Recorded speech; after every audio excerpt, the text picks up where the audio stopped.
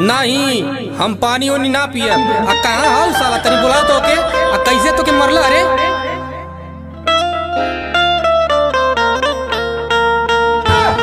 अरे सुना राजा हम नैहर जात हई।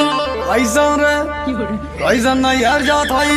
तू रोज पी के हमके मारेला त का करी। जे के लेके गईला सरऊ त ठिकाना परी। तू हमरे भाई के मत उल्टा सीधा कहू रे।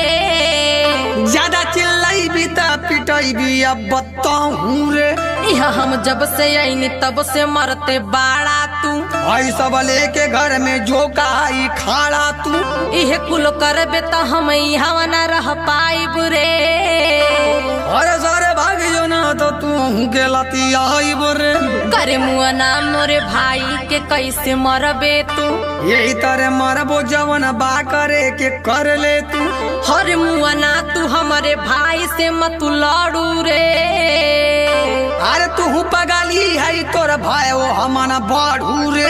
तू हमके नहीं हर जाए से ना रोक पैबे रे। अगर बाबू ये के यहाँ से लेके गईले तो यही गोजिया से गोजी न तू धुरई बेरे। कैसे छू देबे हमरे भाई जैसे तोके छुईला। हाँ अब कीजे गईलू ता दोबारा माता योई हरानी। गोलुआ मोलुआ के अपने संगे लेके जई हरानी। मर्दे के बात ना भूलई हा ए हमार रानी। जिंदगी नहीं हरवे में बीतई हा दोस्त कहतानी। अब कीजे जाइब त ना आइब ए गोलुआ के पापा। अब कीजे जाइब त ना आइब ए मोलुआ के पापा।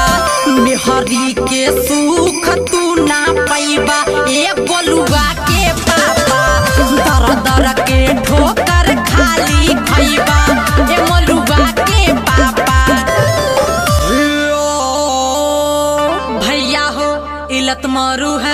अरे पूरा गाँव में हमारी मतीन के जिएला। अरे भैया ये खाली रतिया दिनवा पिएला। तुमर बुराई अपने भाई से का करेली। तोरे जैसन मर्द से हम नाही डरेली। बचल बा खेत जबन वो कुछ न बाची रे। खेत बाड़ी बेचले त बैठ के मरबे माछी रे। तय अपने सीधा मर्द के का छोड़ के भागेली। तोरे जैसन मर्द के दिरगे ना हम लागेली। तू बढ़िया रहती तो मर्द के छोड़ के जईती का। तू ठीक से रहते त भाई के हम बोलैती का। तो के जब देखी त नैहर का बात करेली। तोरे आँखी में तो हमेशा हम ही गड़ेली। अरे भैया संगे जात हई त भैया की अनरई रे। हाँ तो हम चल जाई बुझे नहीं हरता। तू बोलावे हमके मात अहे रे।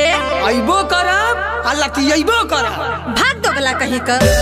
सुन नहीं अरे के गुण बोलू कहिया ले त गईबी।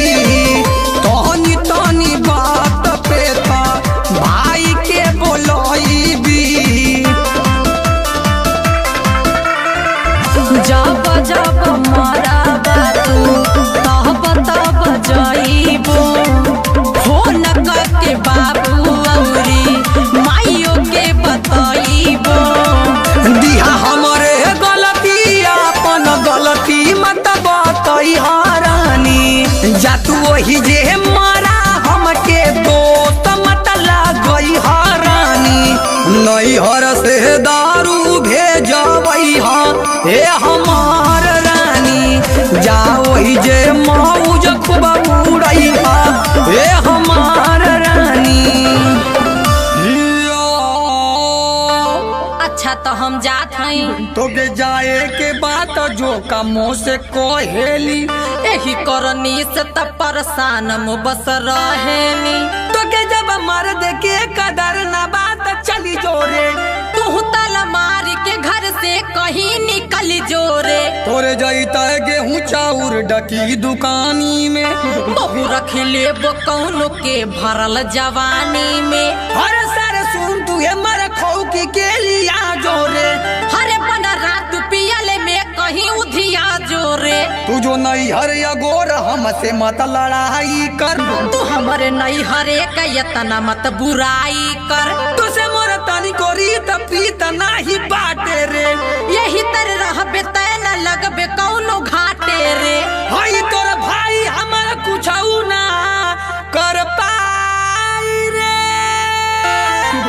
अरे मोर भाई अगर अपने पे आ गइल ता फिर तो के केहू ना बचाई रे। हाँ रे बुढ़वा चल भाग यहाँ से।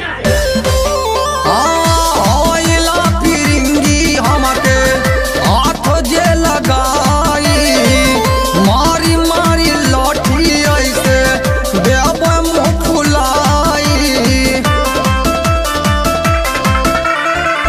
देहिया में दम नहीं खे सुख के भैला काटा।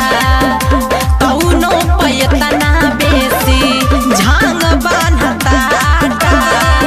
कहलू तो कहलू अब से फेर माता कही रानी। अपन हीरो जाके वही जे देखई रानी। गरम हो खून दूरे रही हे हमार रानी।